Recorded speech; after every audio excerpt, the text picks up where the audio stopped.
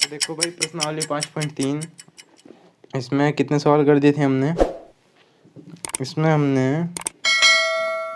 12 सवाल कर दिए थे। ठीक है, अब देखो बाकी के सवाल। ठीक है, सवाल नंबर 13। सवाल नंबर 13 क्या है भाई? सवाल 13 है 8 के प्रथम 15 गुणजों का योग ज्ञात कीजिए। गुणज मतलब जो इसके पाड़े मारते हो। 8 के प्रथम 15, 8 एकम 8, 8 दूनी 16, इस तरीके से, यानी कि 15 तक, 15 पदों तक ये एक एपी बन जाएगा इस तरीके से। ठीक है, या फिर आप सीधा लिख भी सको 15 120 भी लिख सको, आखिरी पद जो है 120 लिख सको आप। ठीक है, ये एक एपी बनेगा। 8 के पहले 15 गुणज ये लिख दिया हमने। ठीक है, अच्छा उसके बाद इन्हीं का हमें क्या निकालना? इन्हीं का योग ज्ञात करना। ठीक है भाई, तो आप देखो ए क्या आ गया आपका 8, डी क्या आ गया आपका 8, एन क्या आ गया आपका 15। ठीक है, और अगर ए एन भी निकालना चाहो तो 15 × 120 वो भी आ गया। देखो पहला गुणज 8 है, दूसरा गुणज 16 है, तो 15वां गुणज क्या होगा? 15 से 8 की गुना कर देंगे। ठीक है, या ऐसे ना भी निकाल लो, मान लो आप इसे निकालना नहीं चाह रहे, केवल आपके पास ए डी और एन है, यहाँ से भी आप योग निकाल सको, क्योंकि एस एन क्या हुआ? n/2 गुना 2a + n - 1 गुना डी। अच्छा, तो S15 क्या हो जाएगा? 15/2, 2 गुना a यानी कि 8 + n - 1, n है आपका 15 - 1 गुना डी, डी है आपका 8। हल कर दो। S15 बराबर 15/2, अंदर क्या हुआ 8 दूनी 16 प्लस 15 में से 1 गया 14, 14 × 8 = 112 बराबर S15 बराबर 15/2 गुना 16 और 112, 128, 2 से इसको काट दिया 64 बार। ठीक है भाई, और कर दो गुना S15 बराबर, अब 64 पंजे कितने हो गए? 320। ठीक है, हासिल लगे 32, 64 एकम 64 और 32, 4 2 6 6 3 9 96, तो आ गया आपका 960। ठीक है, इस तरीके से। और अगर आप ये निकाल लिया था आपने, तो इसके इस्तेमाल से फिर आप दूसरे वाला फॉर्मूला भी लगा सकते हैं। कौन सा? एस एन बराबर n/2 गुना a + an। ठीक है, उस वाले से भी हो जाता है। अब अगला सवाल देखो, सवाल नंबर 14। ठीक है,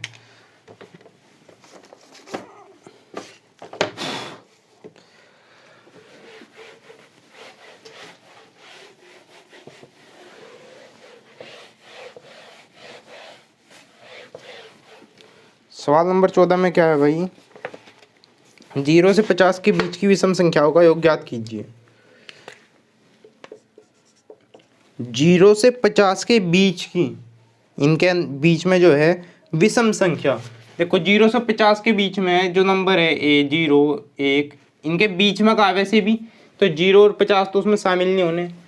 1 2 3 4 इस तरीके से 49 तक, इनके बीच की, 0 से और 50 के बीच की, तो इनमें से जो विषम संख्या है, विषम का मतलब है जो 2 से नहीं कटती, जैसे 1 3 5 7 और 49 भी। ठीक है, इस तरीके से, यानी कि हमारे पास जो सूची बनी वो इस तरीके से बनी। कैसी? 1 3 5 सोन, और आखिरी का क्या होगा? चलो आखिरी से पहले का भी लिख लो फिर आखिरी लिख लो, इस तरीके से बन गया। तो इन सब का हमें जोड़ निकालना। ठीक है, ये सारे विषम नंबर ले लिए हमने इस वाले में से, इसमें से जितने भी विषम थे हमने यहाँ पे लिख लिए, और इन्हीं का हमें जोड़ निकालना। अब देखो जोड़ कैसे निकाल लेंगे भाई? आप यदि इसे ध्यान से देखो तो 3 में से 1 गया 2, 5 में से 3 गए 2, यानी कि एपी बन रहा। 49 में से 47 गए 2, ठीक है, एपी बन गया। तो इसका मतलब क्या होगा? क्योंकि दी गई सूची एक एपी है,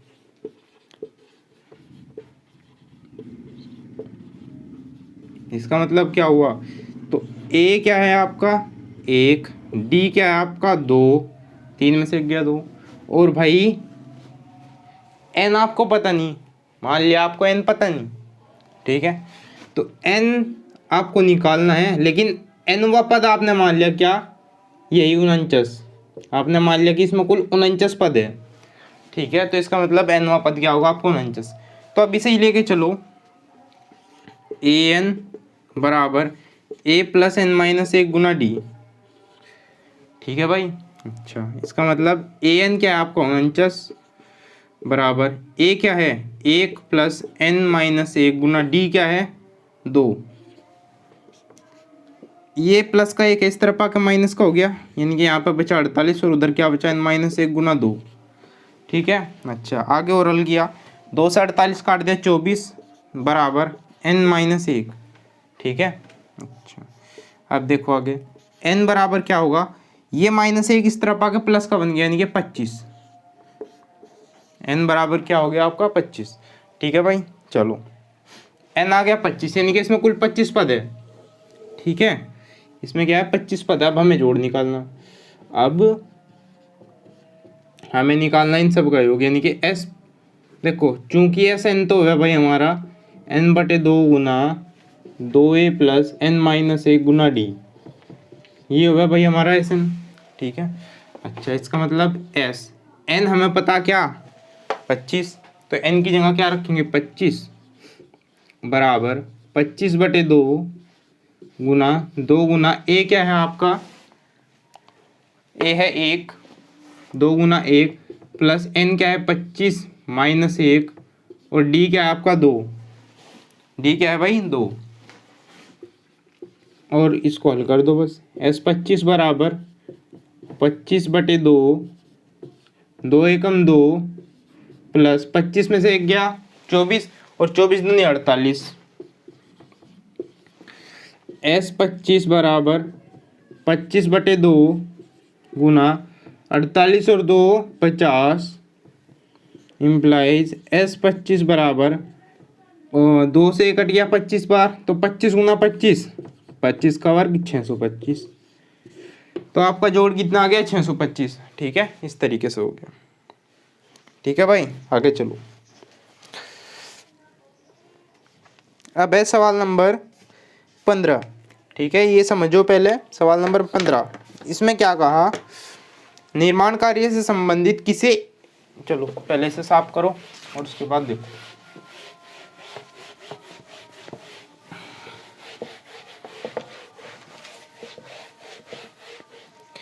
क्या कहा, निर्माण कार्य से संबंधित किसी ठेके में एक निश्चित तिथि के बाद कार्य को विलंब से पूरा करने के लिए जुर्माना लगाने का प्रावधान इस प्रकार है। पहले दिन के लिए 200, दूसरे दिन के लिए 250, तीसरे दिन के लिए 300 इत्यादि। देखो, एक निर्माण कार्य है यानी कि चिनाई का, ठीक है, गांव में चिनाई बोल लो। तो निर्माण कार्य है यानी कि कोई बिल्डिंग या घर बना रही है, ठीक है, और उसमें ठेका लिया गया। ठेका यानी कि कॉन्ट्रैक्ट। वो कैसे हुआ कि एक जो मिस्त्री है, मिस्त्री यानी कि जो आपका मजदूर या मिस्त्री जो भी होगा, वो आपसे बोलेगा कि मैं ये घर 25 दिन में बना दूंगा, ठीक है। आप मुझे पैसे तय कर लो पहले से ही, 25 दिन में जो भी मैं मजदूर लगेंगे या जो भी इसमें खर्चा होगा उसके पैसे पहले से ही तय कर लो। तो इसने कहा ठीक है भाई 15,000 या 25,000 दे दिए, कि ठेका जो है या कॉन्ट्रैक्ट जो है 25,000 में पूरा हो गया। यदि इसने 25 दिन में पूरा कर दिया तब तो इसे 25,000 रुपये मिलेंगे।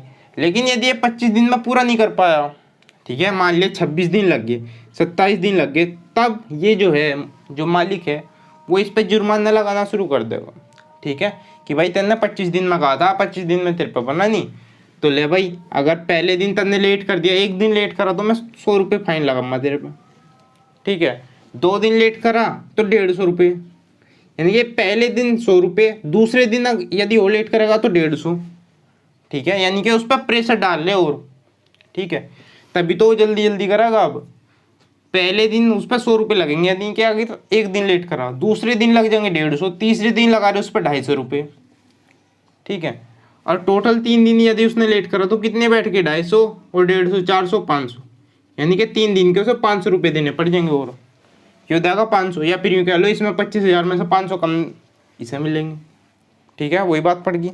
अब इसमें ठेके में यही बात है कि क्या हुआ कि एक निश्चित तिथि थी कार्य को पूरा करने की।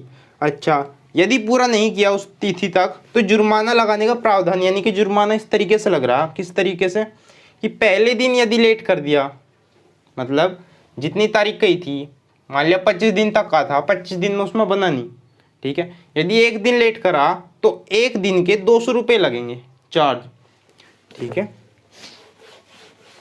जो जुर्माना है वो किस तरीके से, सवाल नंबर 15, पहले दिन 200 रुपये लगा दिए उस पर हमने चार्ज जुर्माना, ठीक है। अच्छा, दूसरे दिन के लिए 250 रुपये, यानी कि अगले दिन भी आगे यदि नहीं किया तो 250 रुपये अगले दिन के काटेंगे हम, ठीक है। यदि तीसरे दिन भी नहीं किया तो 300 रुपये, इत्यादि इत्यादि का मतलब इसी तरीके से देखो 50 रुपये रोज बढ़ाते जा रहे हैं, तो इसी तरीके से आगे भी होगा, ठीक है। अर्थात प्रत्येक उत्तरोत्तर दिन का जुर्माना अपने से ठीक पहले दिन के जुर्माने से 50 रुपये अधिक है, यानी कि हर दिन का जुर्माना अपने से पहले वाले दिन से 50 रुपये ज़्यादा है, ठीक है। एक ठेकेदार को जुर्माने के रूप में कितनी धनराशि अदा करनी पड़ेगी यदि वह इस कार्य में 30 दिन का विलंब कर देता है। अब देखो भाई, इस ठेकेदार ने 30 दिन की देरी कर दी, यानी कि काम दिया था उसे 25 दिन के लिए, ठीक है, लेकिन उसने बनाया इसमें भी 30 दिन जोड़ के, यानी कि 55 दिन में उसने काम पूरा करा। 25 दिन का दिया था, 55 दिन में करा, तो अब इसे कितना हर्जाना देना पड़ेगा, कितना जुर्माना लगेगा इस पर, ठीक है, वो ये मैं बताना। तो देखो, पहले दिन इतना लगा, दूसरे दिन इतना लगा, तीसरे दिन इतना लगा, ठीक है। यदि कहता है 2 दिन में कितना लगा, इसे और इसे जोड़ेंगे। यदि यूँ कहे 3 दिन में कितना लगा, इसे और इसे तीनों को जोड़ेंगे। यदि यूँ पूछे तीसरे दिन किसे लगा, तब केवल 300 उत्तर है। समझ रहे बात, ठीक है। अच्छा, अब देखो, ये तो तब है जब पहले दिन लेट करा उसने, ये तब है जब 2 दिन लेट कर दिया, दूसरे दिन लेट कर दिया, ये तीसरे दिन का। इसी तरीके से 30 दिन लेट करा, यानी कि 30 पदों तक हो जाएगा,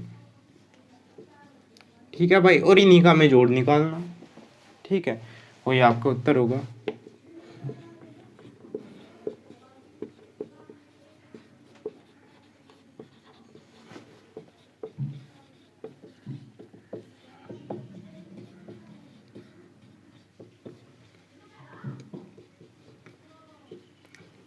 ठीक है। अच्छा, तो भाई यदि ए पी बना हुआ है तो ए क्या होगा आपका 200, डी क्या होगा, देखो 250 में से 200 गए 50, और भाई एन क्या होगा आपका 30, ठीक है। लेकिन आपको तो क्या निकालना है, एस एन, आपको क्या निकालना है, एस एन, ठीक है। तो हमें पता कि एस एन बराबर हुए n/2 गुना 2a + n - 1 गुना डी, हमें तो यूँ पता, ठीक है भाई। तो एस एन की वैल्यू हमें पता कितनी, 30 बराबर 30/2 गुना 2a, यानी कि 2 गुना 200 प्लस एन की वैल्यू हमें पता 30 - 1 गुना डी, डी क्या है भाई आपका 50। और चलो आगे, तो एस 30 बराबर 2 से इसे काट दिया 15 गुना 200 दूनी 400 प्लस 30 में से 1 गया 29, 29 पंजे 155, या फिर 145, 29 पंजे 145, ठीक है। और एक ये 0, इस तरीके से, ठीक है। इम्प्लाइज एस 30 बराबर 15 गुना 400 और 1450, ठीक है, यानी कि 1850। 450 में 400 जोड़ दिया 850, और भाई 1000 उठा ही, ठीक है। अब गुना कर दो इनकी, एस 30 बराबर 15 ही गुना इसमें करेंगे, 0 सी तो 0 आ गई, 15 पंजे 75, हासिल लगे 7 15 8 120, 7 27, 12 15 × 15 और 12 27, 27,750, यानी कि 30 दिन की देरी करने पर ठेकेदार को जुर्माने के तौर पर 27,750 रुपये देने पड़ेंगे, ठीक है भाई। देखो इतना जुर्माना लग गया उसके ऊपर, ठीक है भाई, यानी कि जितने से पैसे मिलने थे उसमें से इतने माइनस करने पड़ेंगे, ठीक है। बस इतनी बात बतानी, ज़्यादा कुछ नहीं करना। अगले सवाल पे चलो। सवाल नंबर 16।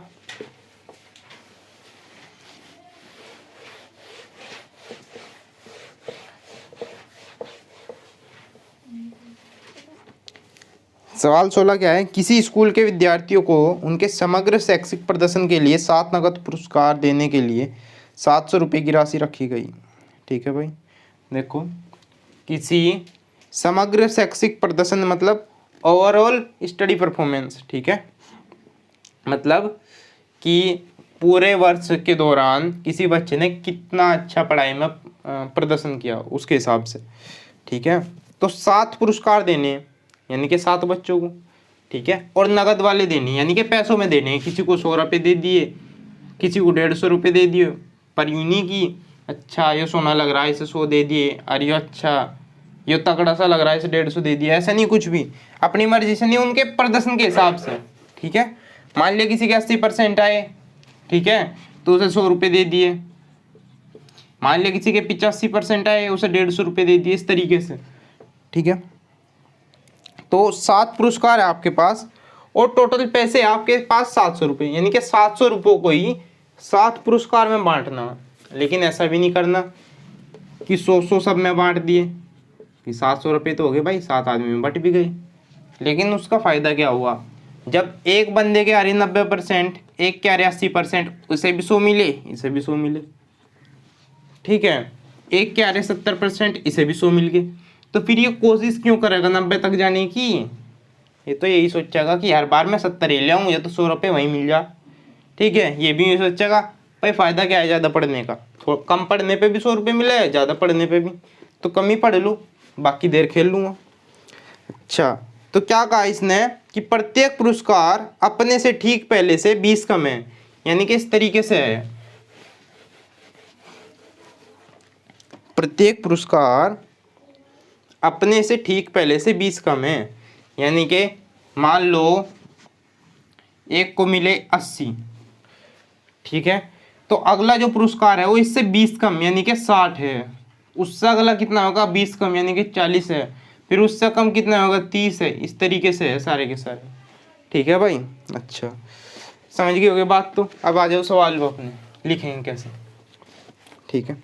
देखो भाई, हमें क्या क्या पता, 16 हमें एक तो पता कि 7 पुरस्कार है, यानी कि n तो है हमारा 7, ठीक है। एक हमें पता कि जोड़ यानी कि सारे जो पैसे हमारे पास वो 700 रुपये है, यानी कि 7 पदों का जोड़ हमारा 700 है। एक ये वाली चीज़ पता हमें। अच्छा, ना तो हमें ए पता यानी कि प्रथम पुरस्कार कितना है। एक हमें पता डी, कि डी कितना है भाई, 20 20 का ही तो अंतर है, इन्होंने बता दिया। तो प्रत्येक पुरस्कार का अलग से मान बताना, ठीक है भाई। तो देखो आपने क्या करा, ये चीज आपके पास S7 का फॉर्मूला लगाओ। एस एन क्या हो भाई, n/2 2a प्लस n-1 गुना डी।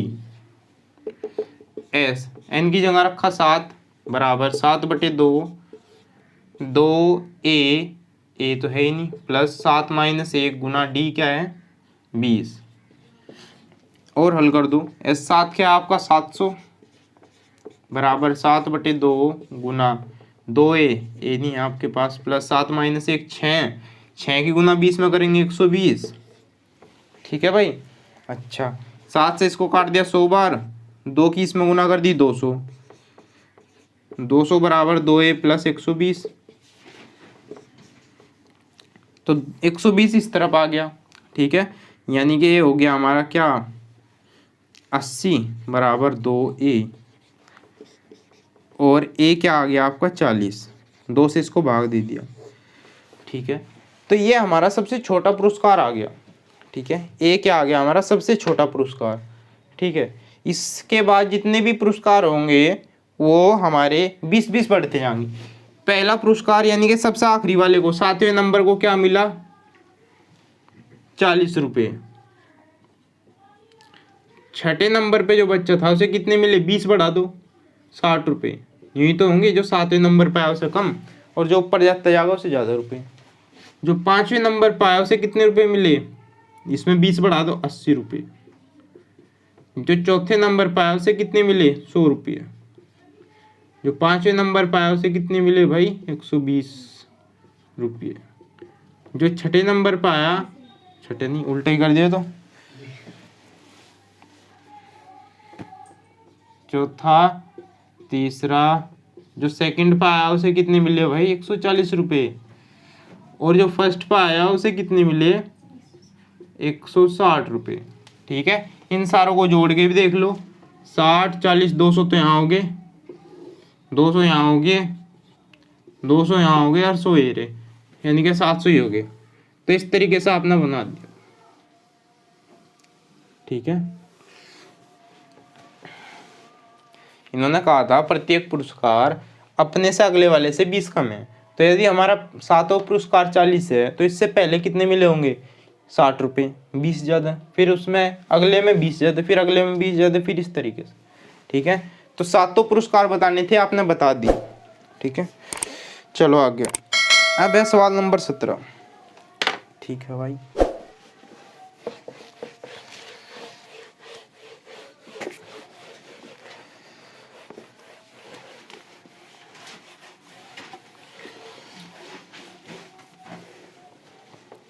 सवाल नंबर 17 क्या है।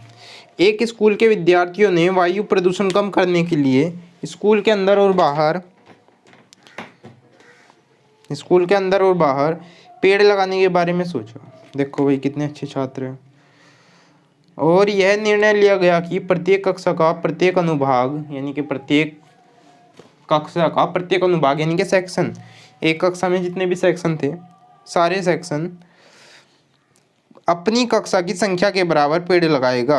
अपनी कक्षा की संख्या मतलब जितनी कक्षा है, यदि 7वीं कक्षा है तो 7 पेड़ लगाओगे भाई 7वीं कक्षा वाले।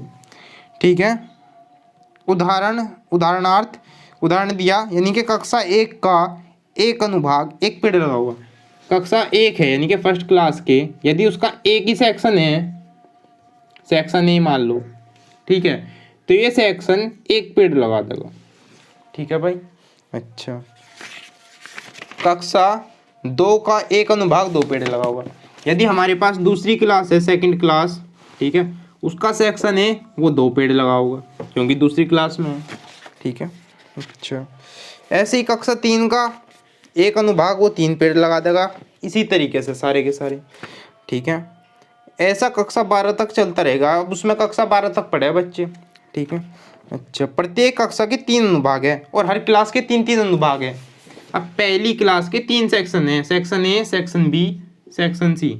हर एक ने अपनी क्लास के बराबर पेड़ लगाए, यानी कि 1 पेड़ इस वाले सेक्शन ने, 1 पेड़ इस वाले ने, 1 पेड़ इस वाले ने, कुल मिला के 3 लगा दिए क्या। ठीक है, दूसरी क्लास में भी 3 सेक्शन थे, section A, section B, section C. ठीक है, इसने पहले सेक्शन ने भी 2 पेड़ लगाए, दूसरे सेक्शन ने भी 2 और तीसरे ने भी 2, तो कुल मिला के 2 3 6 पेड़ लग गए। ठीक है, इस तरीके से बनी आपकी क्या सूची, देखो बना लो ऊपर। सवाल नंबर है भाई 17।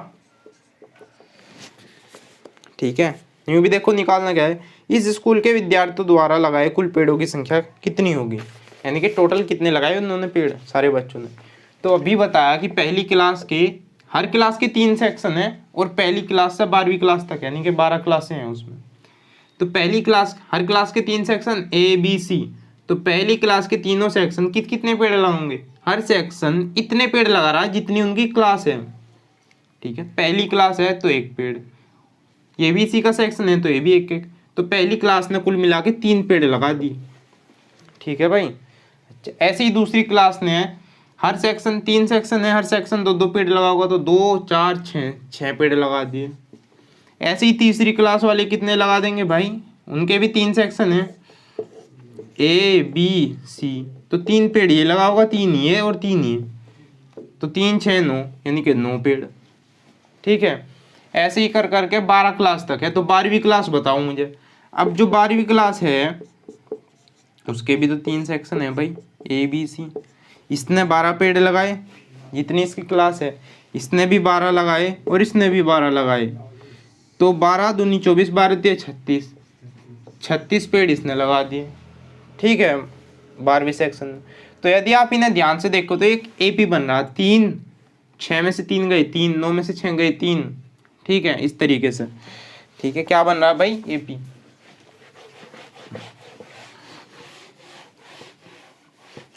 और अब इसे AP को ध्यान से देखो तो हमने सीधे सीधे क्या निकाल दिया, हमने निकाल दिया कि पहली जो क्लास थी, टोटल फर्स्ट क्लास थी, उसने केवल 3 पेड़ लगाए, सेकंड क्लास ने 6 पेड़ लगाए, थर्ड क्लास ने 9 पेड़ लगाए और 12वीं क्लास ने 36 पेड़ लगाए। ठीक है, तो हमें टोटल पता नहीं कितने लगाए पूरे स्कूल के बच्चों ने। तो भाई दी गई सूची एक AP निर्मित करती है।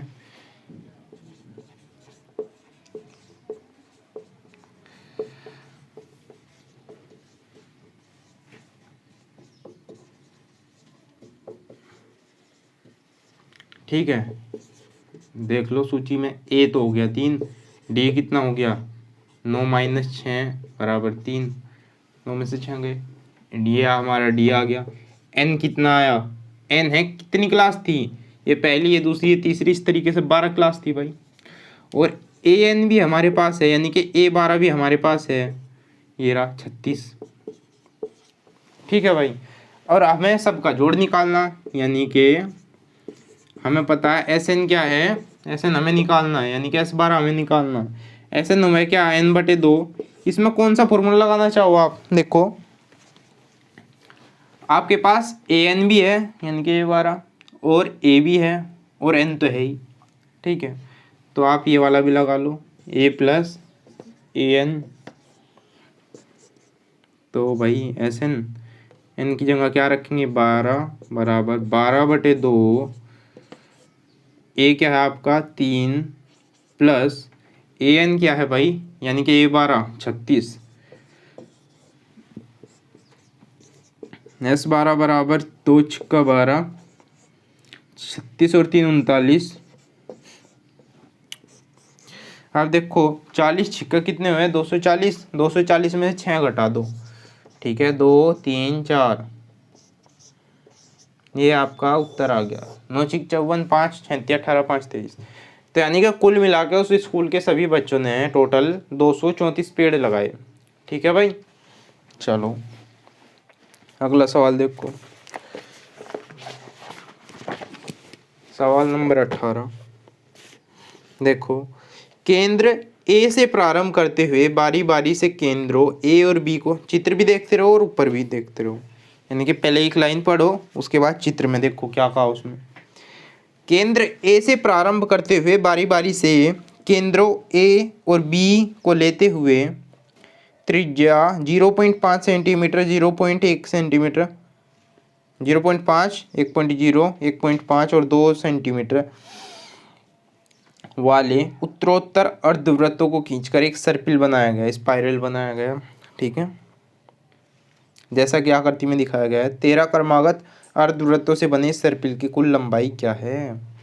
देखो भाई क्या कहा, ध्यान से देखिए इसे।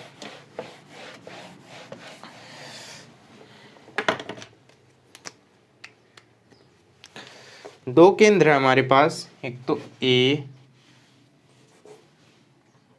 और एक B, AB 18। ठीक है, देखो क्या बताया कि केंद्र से प्रारंभ करते हुए बारी बारी केंद्र A और B को लेते हुए, यानी कि पहले केंद्र A को लिया तो त्रिज्या 0.5 सेंटीमीटर का एक अर्धवृत्त खींचा, यानी कि यहां से 0.5 सेंटीमीटर का, ये तो है त्रिज्या। ठीक है, 0.5 सेंटीमीटर यहां तक होगी और यहां से एक अर्धवृत्त खींचा, यानी कि आधा वृत्त। ठीक है, इतना खींचा। उसके बाद अभी तो हमने केंद्र मान रखा था A को, उसके बाद हमने केंद्र मान लिया B को। ठीक है, B को केंद्र मान लिया और त्रिज्या भी कितनी कर दी, 1, यानी कि इसमें 0.5 बढ़ा दी। अब यहां से लेके यहां तक की त्रिज्या होगी और जब इसे खींचेंगे तो ऐसे आ गया। ठीक है, उसके बाद फिर से A को केंद्र मानना। अब यहां से यहां तक की दूरी है 1.5, इस वाले को त्रिज्या मान ली भाई, और फिर इसको घुमाया आधा वृत्त यहाँ तक। ठीक है, फिर से B को केंद्र मानना, यहाँ तक दूरी है 2 सेंटीमीटर, और फिर से यूं करा इस तरीके से। तो इस तरीके से यही चीज चलती रही। ठीक है, एक बार ए को केंद्र मान ले, एक बार बी को, और हर बार ये जो त्रिज्या है इस तरीके से बढ़ाते जा रहे हैं। पहले 0.5 सेंटीमीटर थी, फिर 1 सेंटीमीटर, फिर 1.5 सेंटीमीटर। ठीक है।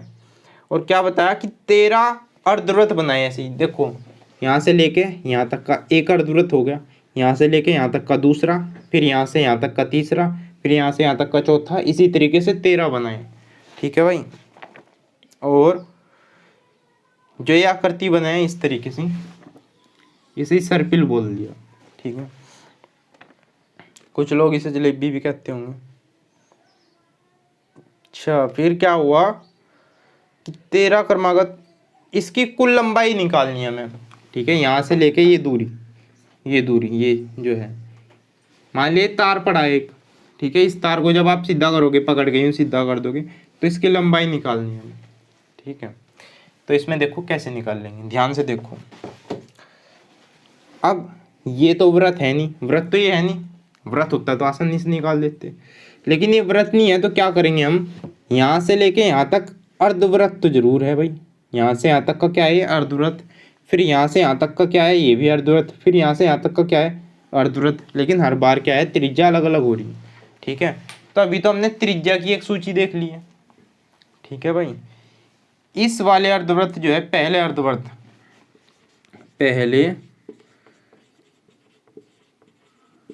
अर्धव्रत की लंबाई, यदि मुझे पहले की लंबाई निकालनी हो, यहाँ से लेके यहाँ तक की, यानी कि इसकी। ठीक है भाई। तो क्या बनेगी, पहले अर्धवृत्त की लंबाई, देखो पूरे वृत्त की तो 2πr पूरे वृत्त की। ठीक है। और आधे कितनी होगी, बटे में 2 कर दो। अर्धवृत्त की तो निकाल रहे हैं हम, तो बटे में 2 कर दे, ये आधे वृत्त की आ गई, जिसमें 2 से 2 कट जाएगा और सिंपली πr बचेगा। आप खाली πr भी लिख सको। ठीक है। बस मान रख दो यहाँ पे, 2 से 2 काट दिया हमने। पाई क्या है, 22/7, या फिर ऐसा करो पाई का मान ही ना रखो। ठीक है। क्योंकि आर हमारी कैसी है, जो 7 से नहीं कटती ऐसी है, तो इसलिए पाई का मान अभी रखो ना। तो आर क्या है हमारा, पाई तो पाई रहने दो, आर क्या है 0.5, यानी कि 0.5 और पाई। ठीक है। ये पहले अर्धवृत्त की लंबाई आ गई। ठीक है। पहले अर्धवृत्त की लंबाई, या फिर परिमाप भी बोल सको। यहाँ से लेके ये वाली दूरी आ गई हमारे पास, ये वाली। ठीक है भाई। अच्छा, ऐसे ही इससे यहाँ तक की, यानी कि ये वाली भी निकाल के देख लो।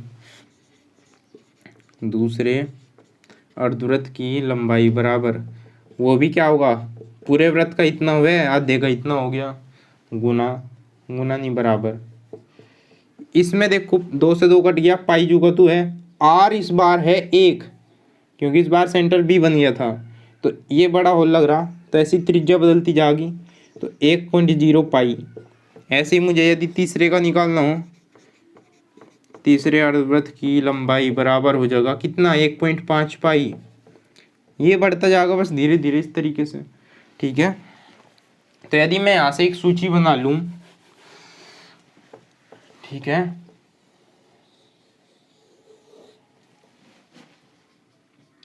प्रत्येक अर्धवृत्त से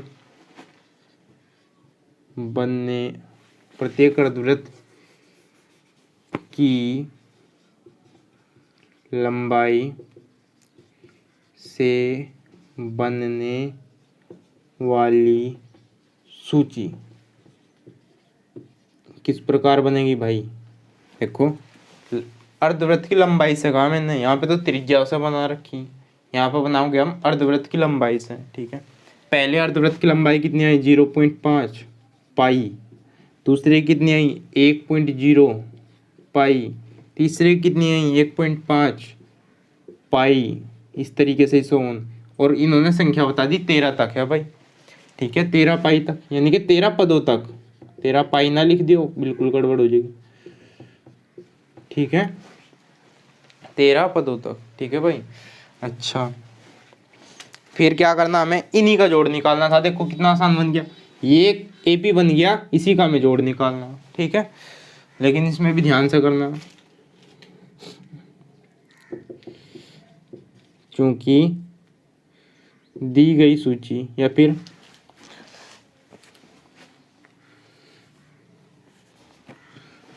ऊपर बनी सूची एक एपी को दर्शाती है। देखो ये ऊपर जो सूची बनी है एपी को दर्शाती है, इसलिए इसके अंदर ए भी होगा प्रथम पद 0.5 पाई, डी भी होगा, डी क्या है 1.0 पाई में से 0.5 पाई घटा दिया। देखो ध्यान से, अब देखो 1.0 में से 0.5 घटाया, इसके पीछे पाई है, इसके पीछे पाई है, ये वाली वो बात होगी 1.0 ए में से 0.5 ए घटा दिया। तो यदि पीछे सेम चीज थी, ठीक है, तो ही हम घटा सके, ठीक है। तो 1.0 में से 0.5 जाने पे 0.5 ही बचेगा और पीछे का पाई, ऐसे कह दिया, ठीक है। तो ये आपका डी आ गया। एन आपको पता ही है कितना है भाई, एन है भाई 13, ठीक है। अच्छा निकालना क्या है आपको, एस एन, यानी कि S13 आपको निकालना है भाई। अच्छा तो इसके लिए क्या करोगे, आपके पास ए है, डी है, एन है, ठीक है। तो फॉर्मूला लगा दो, एस एन का फॉर्मूला n/2 2a + n-1 गुना डी, ये वाला लगा दो, ठीक है। एस एन की जगह क्या रखेंगे, 13 बराबर 13/2 2a यानी कि 2 गुना a 0.5 पाई प्लस n क्या है भाई 13, 13 में से 1 घटाओगे 12 और d क्या है भाई 0.5 पाई, ठीक है। तो S13 क्या आ गया 13/2 5 दूनी 10 और 1 के बाद पॉइंट है यानी कि 1.0 पाई प्लस 12 पंजे 60 और 1 के बाद पॉइंट है तो ये रहा पाई, इम्प्लाइज S13 बराबर 13/2 गुना 1 और 6 7 पाई, ठीक है। कटे कुछ ना, कटता तो है नहीं कुछ भी। S13 क्या आ गया 13×7 91 पाई/2, ठीक है। अब हाँ देखो यहाँ पे एक चीज कर सकते हैं आप, यहाँ पे आप पाई का मान रख दो, ठीक है। सवाल कहाँ करूँ बाकी का, इस तरफ कर रहा, S13 बराबर 13/2 गुना 7 गुना पाई का मान 22/7 रख दो, ठीक है। 7 से 7 कट गया, 2 से 11 बार कट गया और 13 की गुना 11 में करेंगे तो क्या आ जाएगा, S13 बराबर 130 और 13 143, ठीक है। यानी कि इस सर्पिल की कुल लंबाई 143 सेंटीमीटर होगी, ठीक है। चलो सवाल नंबर 19 देखो,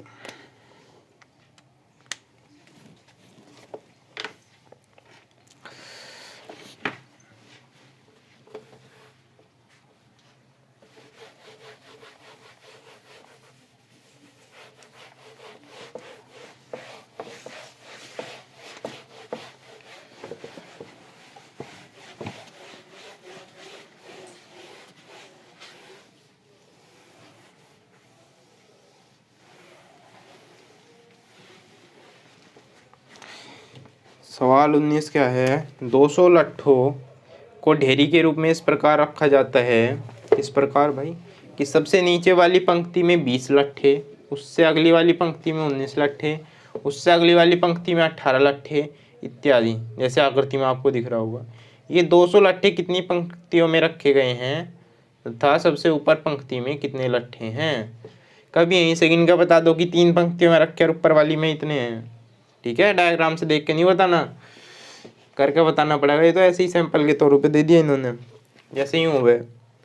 सवाल नंबर 19, इसमें क्या है, जैसे आपने देखा होगा शादी ब्याह में लड्डू सजाए हुए या फिर रसगुल्ले सजाए हुए, या फिर यदि सब्जी के ठेले पे देखो तो टमाटर कैसे सजाए जा, 1 टमाटर 2 टमाटर 3 टमाटर 4 टमाटर 5 टमाटर ऐसे रख दिए। फिर उसके ऊपर ऐसे रखे जा, इस तरीके से, इस तरीके से, ऐसे ऐसे। यूं नहीं कि यहाँ साइड में भी रख देगा, नहीं साइड में रखें जाना गिर जाएगा। ठीक है, फिर ऐसे, फिर ऐसे, फिर ऐसे, फिर ऐसे, फिर ऐसे, फिर ऐसे, यानी कि जितने सबसे नीचे रखे उससे एक कम ऊपर वाले में आऊंगे, फिर उससे एक कम ऊपर वाले में, फिर एक कम ऊपर वाले में, फिर इस तरीके से। ठीक है भाई, ऐसे ही इन्होंने लट्ठे रखे। कोई भी चीज़ यदि हमें रखनी, ठीक है, तो इसी, यदि गोल है वो चीज़, ठीक है, तो इसी तरह रखनी पड़ेगी। ठीक है, तो इन्होंने क्या बताया, टोटल 200 लट्ठे हैं। ठीक है, और 200 लट्ठों को सबसे नीचे तो हमने 20 लट्ठे रखे। ठीक है, देखो सबसे नीचे तो हमने रखे 20, उसके बाद 19, फिर 18, इस तरीके से। तो 200 लट्ठे कितनी पंक्ति में आएंगे, ठीक है, ये बताना। देखो जैसे यहाँ पे बनी थी, मान लो ये 3 पंक्ति है। ठीक है, तो 3 पंक्ति इस तरीके से मान लिया, उसमें भी लट्ठों की कुछ पंक्ति बनेगी, तो हम n पंक्ति मान लेंगे। माना 200 लट्ठों को n पंक्तियों में रखा जाता है। ठीक है भाई, तो इसका मतलब क्या हुआ कि Sn सारे लट्ठों का जोड़ 200। जब 200 लट्ठे हैं तो जितने पहली पंक्ति में जमा, दूसरी पंक्ति में जमा, तीसरी पंक्ति में जमा, चौथी पंक्ति में, सबका जोड़ 200 ही तो आना फिर भी, क्योंकि 200 ही तो लट्ठे हैं हमारे पास। अच्छा, अब पहली पंक्ति में कह दिया इन्होंने 20 लट्ठे, यानी कि सूची देखो कैसी बनी। सूची पहली पंक्ति में 20 लट्ठे रखे, उससे अगली में 19 रखे, उससे अगली में 18, इस तरीके से रखे 100। ठीक है, ना तो हमें यूँ पता कितनी पंक्तियाँ हैं, ठीक है, ना हमें यूँ पता कि आखिरी पंक्ति में कितने हैं, बस हमें यूँ पता कि भाई टोटल 200 है। ठीक है, तो चलो अब हम यहाँ से क्या क्या निकाल सके। ठीक है, सूची एपी निर्मित करती है भाई,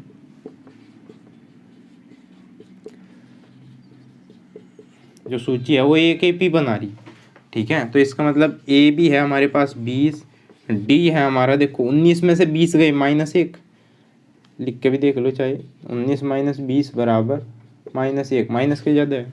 ठीक है, अच्छा ए आ गया, डी आ गया, एस एन आपके पास है ही पहले से ही, तो क्या इनकी दिक्कत है, एन निकाल दो। ठीक है, इम्प्लाइज, क्योंकि एस एन तो हमारा हो गया भाई n/2, 2a + n - 1 गुना डी। ठीक है, इसलिए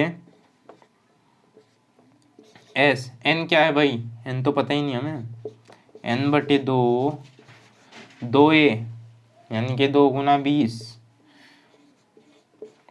ठीक है, प्लस, और भाई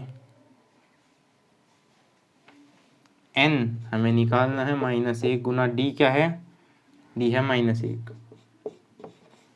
ठीक है, अगली लाइन में आ जाओ। अब यहाँ पे देखो एस एन बराबर n/2,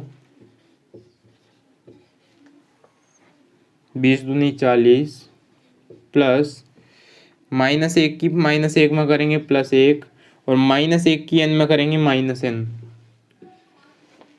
इम्प्लाइज एस एन बराबर n/2, एस एन का भी तो मान हमारे पास है, इसे भी लिख लो। एस एन हमारा कितना है, 200, 200 बराबर n/2, 40 और 1 41 -n, 200 की इधर गुना कर दी 400 बराबर n के अंदर गुना कर दी 41n -n² भाई। ठीक है, सबको एक तरफ ले आओ बाई तरफ, तो ये प्लस का बन जाएगा n², ये माइनस का 41n, और भाई ये कैसे प्लस का है, प्लस का ही रहेगा, बराबर 0। अब 400 और यहाँ पे है 1, 400 एकम 400 के ऐसे खंड करो जो 41 आता हो। ठीक है, 40 और 10 की गुना कर दे तो भाई 41 तो नहीं आता। ठीक है, तो ऐसे ना करके भाई यूँ कर लो, मन ही मन में ना करो, 2 से 200 बार, 2 से 100 बार, 2 से 50 बार, 2 से 25 बार, 5 से 5 बार और 5 से 1 बार, यानी कि ये वाले हमारे खंड है। हमें क्या लाना, 41। तो 5 को यहीं छोड़ दो, 5 दूनी 10, दूनी 20, दूनी 40, दूनी 80 पंजे, पर 41 तो नहीं बनता भैया। ठीक है, तो क्या करो, 10 को छोड़ लो यहीं, 5 दूनी 10, दूनी 20, दूनी 40 और 10 बनती नहीं बात। तो भाई क्या करो, 25 को छोड़ दो इस बार यहीं, 2 दूनी 4, दूनी 8, दूनी 16, 16 और 25 गुना करके तो ये आओगा और जोड़ के आवे 41, 25 16 41। ठीक है, तो कैसे लिखेंगे, एन स्क्वायर माइनस, ये माइनस का है और इन दोनों को यदि हम माइनस का रखें तभी हमारा माइनस के 41 बनेगा भाई, प्लस 400 बराबर 0। तो n common, n minus 16 minus 25, n minus 16 बराबर 0, एन माइनस 16 और एन माइनस 25 बराबर 0। ठीक है, एन माइनस 16 और एन माइनस 25 आ गया आपका। ठीक है,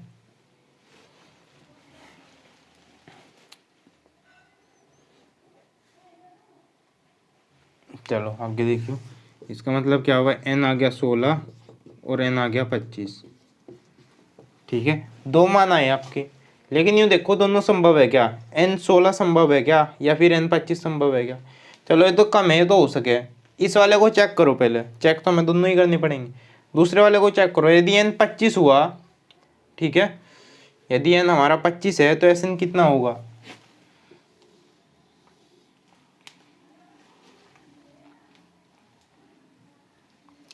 एस एन यानी कि एस 25 कितना होगा, 25/2 गुना 2a। देखो यदि हमारा एक प्लस में था एक माइनस में तो अपने आप ही एक कट जाता, लेकिन यहाँ पे तो दोनों प्लस में आ गए, तो प्लस में करने के लिए अब हमें दोनों को चेक करना पड़ेगा किस में से सही कौन सा है। ठीक है, तो पहले 25 पे चेक करें हम, 2 गुना ए है हमारा 20 यानी कि 40, प्लस एन माइनस 1 यानी कि 24 गुना -1, 25/2 40 माइनस 24,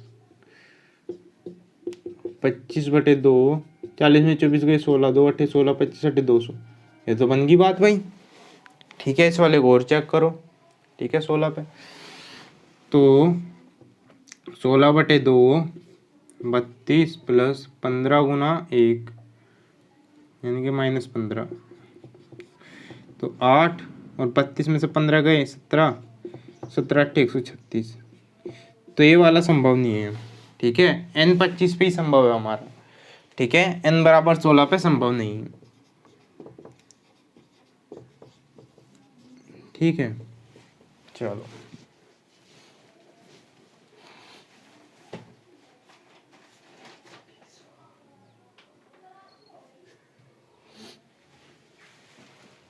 तो एक तो हमें निकालना था क्या कि ये कितनी पंक्ति में रखे गए, तो आपके पास कितनी पंक्ति आ गई, 25 आ गई। ठीक है, ये आपका उत्तर है ये वाला। अच्छा, दूसरा कि सबसे ऊपरी पंक्ति में कितने लट्ठे हैं, यानी कि 25वीं पंक्ति में यूँ बताओ कितने लट्ठे हैं सबसे ऊपरी में। ठीक है, सबसे ऊपरी होगी 25वीं, तो 25वीं में बता दो, यानी कि A25 निकालना आपको, A25 जो कि होगा A+24D। ठीक है, ए का और डी का मान रख दियो, आपको उत्तर आ जाएगा।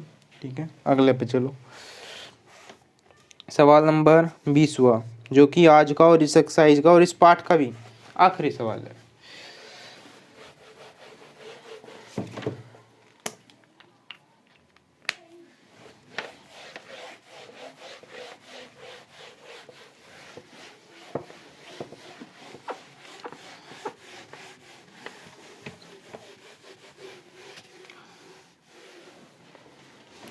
देखो, एक आलू दौड़ में प्रारंभिक स्थान पर रखी एक बाल्टी रखी हुई है, जो पहले यहाँ पे एक बाल्टी है भाई। ठीक है, जो पहले आलू से 5 किलोमीटर की दूरी पे, यानी कि यहाँ पे एक आलू पड़ा और यहाँ के बीच की दूरी 5 मीटर है। ठीक है, तथा अन्य आलू एक सीधी रेखा में परस्पर 3-3 मीटर की दूरी पर रखे गए हैं। बाकी आलू जो है इससे केवल 3 मीटर की दूरी पर रखा, एक क्यों रहा, एक क्यों रहा, एक क्यों रहा, छोटे बड़े तो हो भाई आलू। ठीक है, ये 3-3 मीटर की दूरी पे है, 3 मीटर 3 मीटर, ये भी 3 मीटर ये 3 मीटर, यानी कि बस पहला आलू जो है हमारा वो है हमारा कितने पे, 5 मीटर पे। ठीक है। अच्छा क्या कहा, इस रेखा पर 10 आलू रखे, इसी तरीके से 10 आलू है, 1 2 3 4 5 6 7, 3 हो रहे। ठीक है, बनाने की जरूरत नहीं।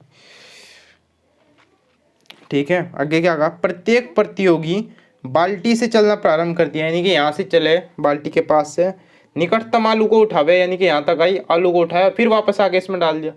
एक बार में एक ही उठाना, एक बार में एक ही उठाना हुआ, यानी कि दराई यूं नहीं कि इसे भी उठा ले, इसे भी उठा के सारे एकदम डाल दिए, नहीं, गए उठाया फिर इसमें डाला, फिर भाग के गए, इसे उठाया फिर यहाँ आए, फिर इसे उठाया फिर इसमें डाला, फिर इसे उठाया फिर इसमें डाला, इस तरीके से एक एक करके।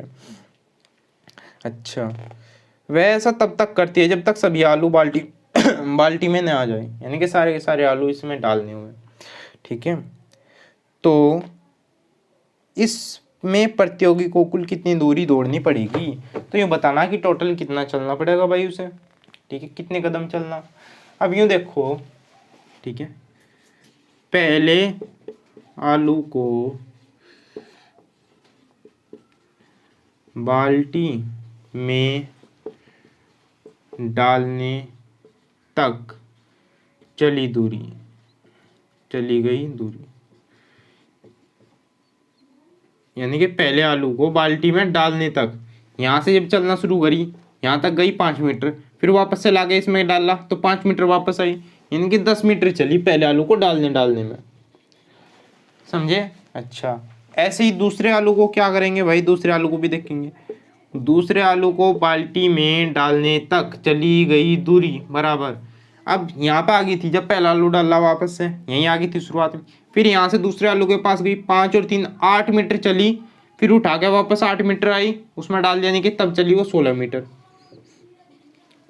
ठीक है, फिर तीसरे आलू के लिए देखो, 5 और 3 8 और 3 11 मीटर आई और 11 मीटर वापस गई, तो भाई तीसरे आलू को बाल्टी में डालने के लिए कितनी दूरी चली, 22 मीटर, 11 मीटर आई 11 मीटर वापस गई। तो यदि आप ध्यान से देखो, चौथा और निकाल लो, फिर देखियो, चौथे आलू को चली गई दूरी वापस लेने के लिए, तो पहला दूसरा तीसरा चौथा, ये चौथा आलू है, 5 मीटर 3 8 मीटर 3 11 मीटर 3 14, 14 मीटर आई और 14 मीटर वापस गई, यानी कि 28 मीटर चली वो। तो यदि आप देखो 10 6 16 6 22 6 28, 6 का गैप आ गया तो एक एपी बन गया। ठीक है, सूची किस प्रकार बन गई भाई, कि पहले आलू को तो उसने 10 मीटर चल के डाल दिया बाल्टी में, दूसरे को 16 मीटर चल के डाल दिया, तीसरे को 22 में और चौथे को 28 में। इसी तरीके से 10 आलू डालने होंगे 10 पदों तक। 10वां निकालने की आपको जरूरत नहीं है, यहाँ से तो यहाँ से निकालने की जरूरत नहीं, आगे निकाल लो भले ही, पहला दूसरा तीसरा 3 तक भी निकाल लोगे तो भी चल जाएगा काम। ठीक है, तो एक एपी बन गया। दी गई सूची एक एपी है, तो भाई क्या हुआ, यदि एपी है तो ए क्या होगा आपका 10। अच्छा, ए होगा 10 और डी क्या होगा 16 माइनस 10 6, एन हो गया कितना 10। हमें निकालना क्या है, टोटल दूरी कितनी चली उसने, पहले आलू के लिए 10 मीटर चल दी, दूसरे के लिए 16, तो 2 आलू के लिए कितनी चली 26। इस तरीके से सबको जोड़ना था, यानी कि इन सबको, तो ऐसे निकाल देंगे बस सीधा। तो एस एन बराबर हुआ n/2, 2a plus n minus 1 गुना डी। ठीक है, तो s 10 पद है हमारे पास, 10/2, 2 गुना a क्या है भाई, ये है आपका 10 प्लस n तो 10 है माइनस 1,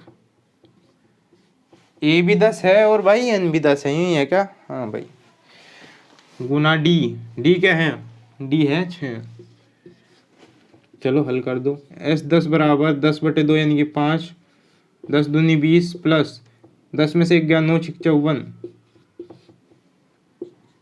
s 10 बराबर 5 गुना 54 और 20 74, s 10 बराबर 74 पंजे 3 7 0, 370, ठीक है।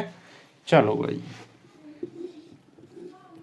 इस तरीके से उसने कुल 370 मीटर चला, ठीक है। एक लाइन उसमें से उठा लेंगे, सवाल में से और लिख देंगे कि इसमें प्रतियोगी को कुल 370 मीटर दूरी दौड़नी पड़ी, ठीक है भाई, बस ये लिख देंगे, ठीक है।